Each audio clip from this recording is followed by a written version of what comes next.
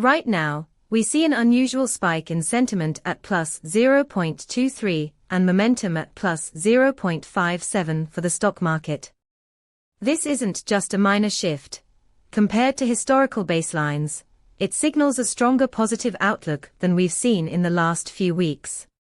With 17 semantic clusters at play, you can dive deep into the nuanced conversations driving this sentiment.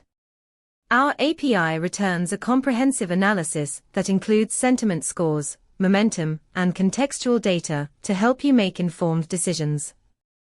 Imagine integrating this into your trading algorithm. You could adjust your strategies based on real-time sentiment shifts, optimizing your entry and exit points accordingly. To explore how to leverage this data, visit pulsebit.lojenterprise.com/docs.